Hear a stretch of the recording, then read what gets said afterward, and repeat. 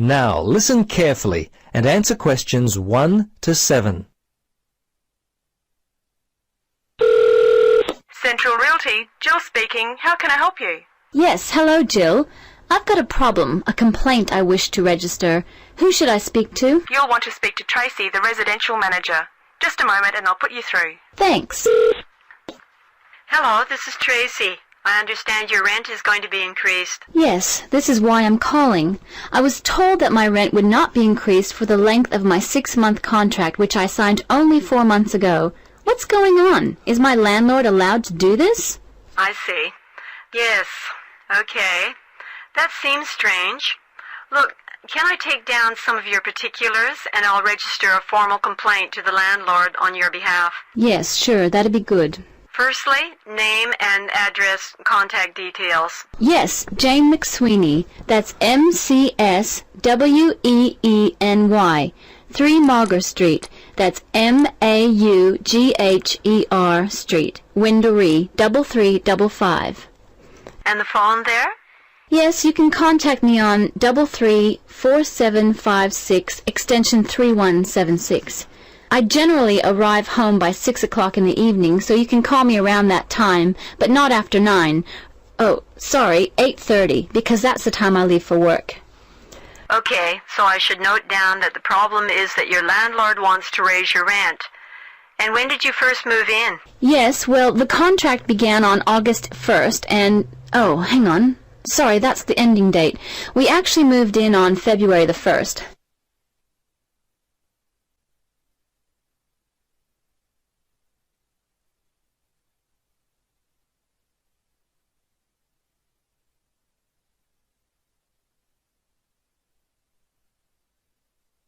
Now listen carefully and answer questions 8 to 10. Okay, good. Now, if need be, you will have to send a letter to the Rental Tenancy Board. But as I said, first let us approach your landlord on your behalf and see if we can work out the problem before it gets to that situation. I'd be very surprised if you have to send a letter. 95% of these kinds of problems get solved early on. Okay. Now, if you have any problems you need to discuss, feel free to come in and talk with the general manager. In the meantime, if you would just wait until we receive an answer from your landlord, we'll be able to then plan our next step. Is there anything else I could be doing? Well, you could write a letter to the RTB listing all the events as they happened from your point of view. But as I say, hold on to it. Don't send it unless we have to. Well, that's about it for now. Thanks for your call. I'm sure we can sort this out. Thanks very much for your help. I hope we can sort it out too. Bye for now. Yes, bye.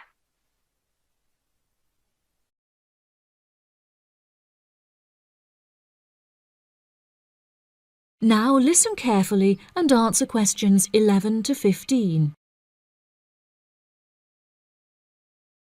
Hello, and welcome to the homepage for the Healthy Hearing Medical Clinic and Surgery, where we'd like to share a little more information about the services we provide and more. Our hospital is one of the leading specialized hospitals in the United Kingdom, attracting the very best healthcare professionals from around the globe.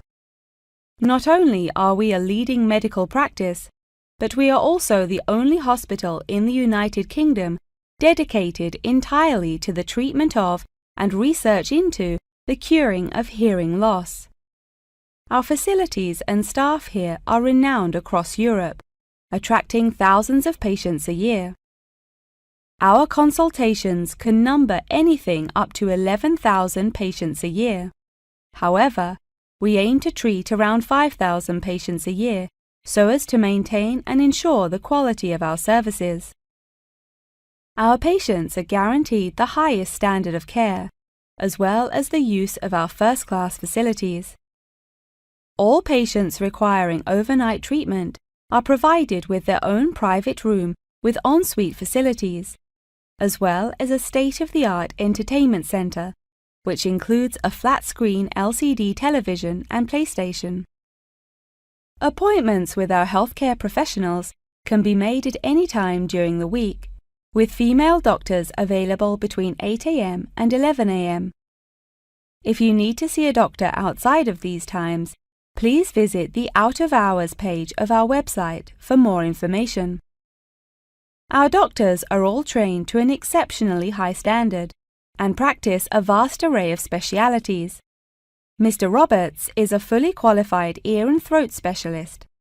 Mr. Edwards is a pediatric hearing specialist, while Mr. Green specializes in reversing hearing loss. For more details about our people, please visit the staff members page on our website. During a consultation, doctors will sometimes decide medication is required, for which patients should receive a prescription.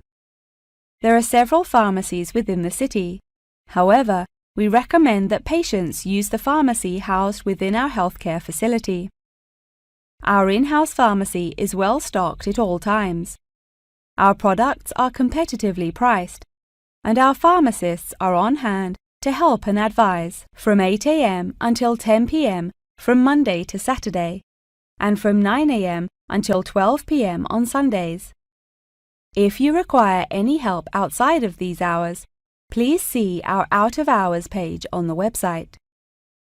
Since the Healthy Hearing Medical Clinic and Surgery also functions as a teaching hospital, we aim to provide our students with every opportunity to expose themselves to medicine in practice. Therefore, we would like to encourage our patients to give their consent for a medical student to attend their consultations. If our patients are not comfortable with this, there will be a form at reception where patients will be able to opt out.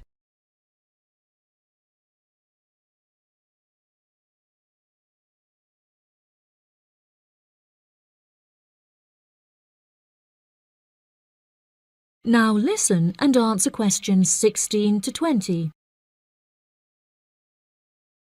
Now, please look at the map I've given you of the Healthy Hearing Medical Clinic and Surgery.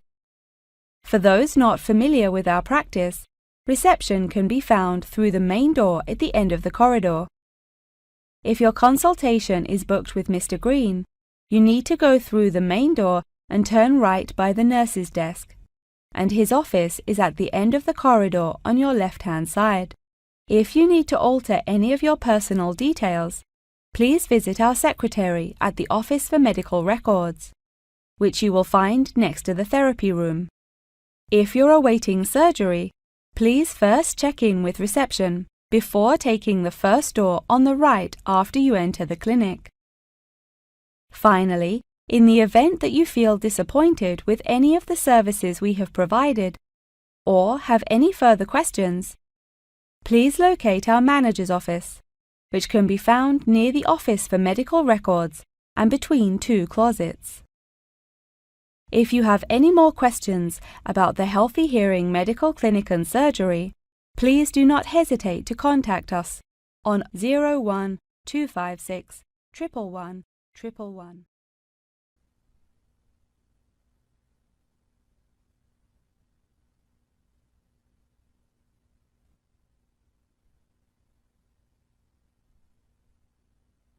As you listen to the first part of the conversation, answer questions 21 to 24.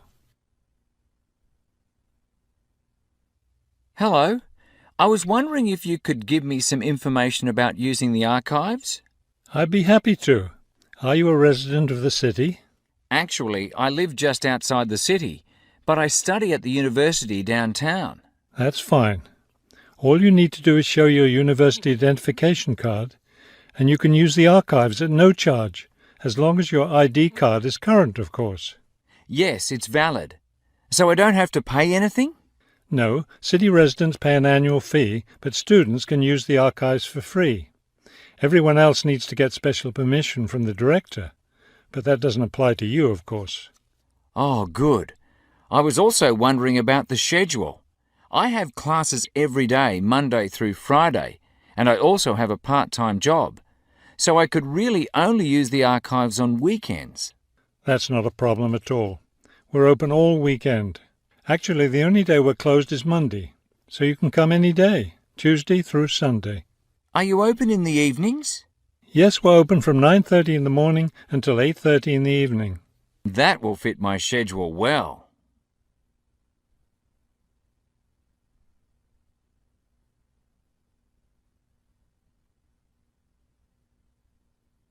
Now listen and answer questions 25 to 30.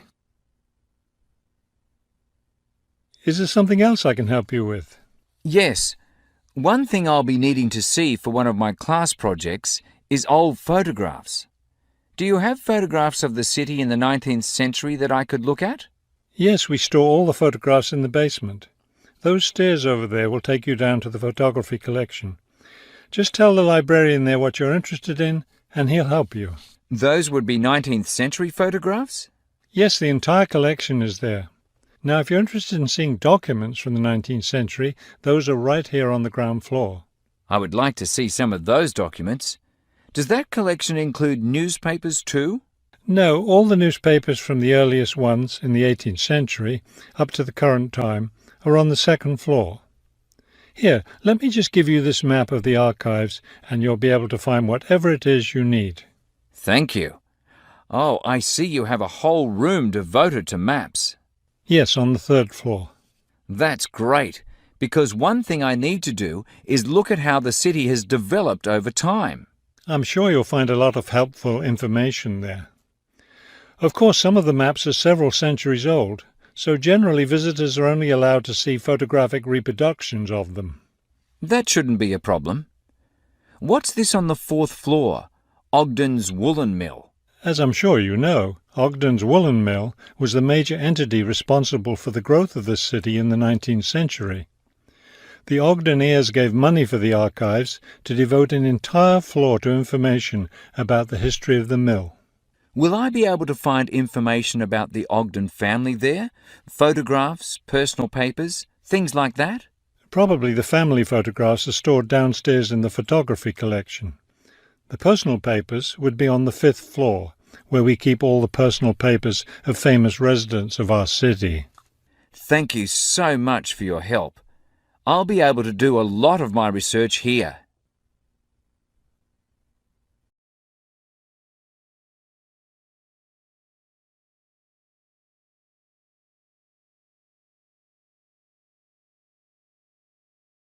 Now listen carefully and answer questions 31 to 40.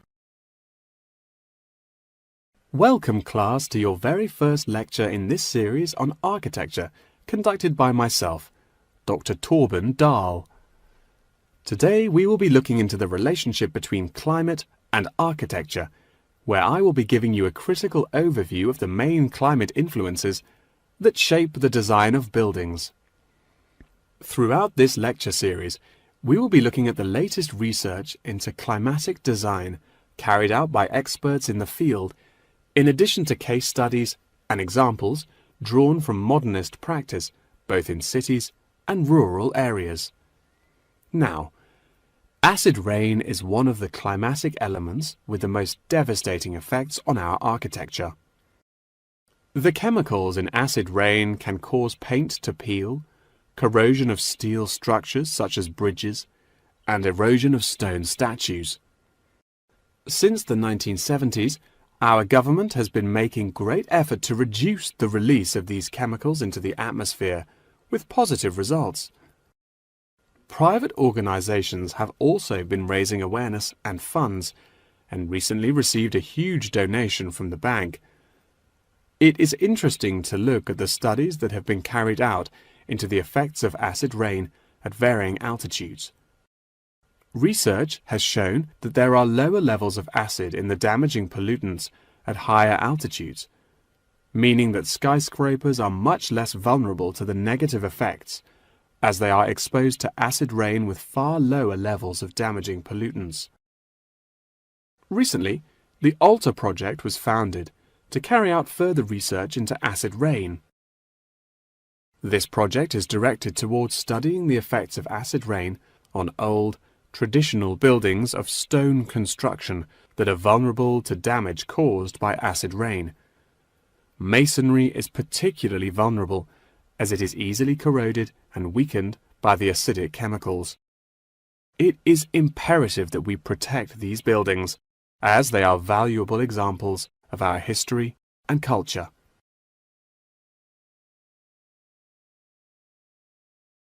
Pollution is one of the main sources of concern in the present day. The construction industry contributes considerably as a source of pollution in its day-to-day processes of creating building materials such as concrete and glass. However, more new sustainable methods are being developed to counter this. A recent case study for this is Sky Tower, whose windows have been made from recycled glass to prevent pollution from the glass-making process. Water is the most problematic element to be considered in construction. It is imperative that construction elements, such as the insulation, are fitted into the building in dry weather to prevent it from getting wet. This makes winter an undesirable season for construction, as the heavy rainfall can have adverse effects on the building. Another climate type that has an enormous effect on buildings is humidity. Constructions made of steel and stone are largely unaffected by humidity. However, it can have a serious effect on wooden constructions if the timber has not been correctly treated. Moisture from the air can condense in the grain of the wood, which then swells and shrinks in proportion to the magnitude of change in its moisture content. This variation in size can have disastrous consequences. In areas of the world that are prone to earthquakes, certain design and environmental conditions are preferable for protecting buildings in the event of a tremor. Engineers have come up with numerous building procedures to help minimize shaking in buildings. For example, tall buildings have height restrictions and counterweights, and multi-story buildings have reinforced floors and walls. Ground conditions are a cause for worry in many constructions, as often the soil is of the wrong density to protect the foundations. Luckily, technology has now been developed that can help to minimize damage by earthquakes. Seismic sensors can give prior warning when an earthquake is about to happen, so that preparations can be made to protect both the people and the buildings from harm. The movement of building structures can now also be measured and monitored over time by architects. It has been expressed by architects within the design community that it would be valuable to be given special courses for designing buildings within earthquake zones. Guidelines are also expected to be produced by the government in the near future that will give architects a universal checklist to follow. That wraps up the lecture for today. Please remember that attendance is mandatory.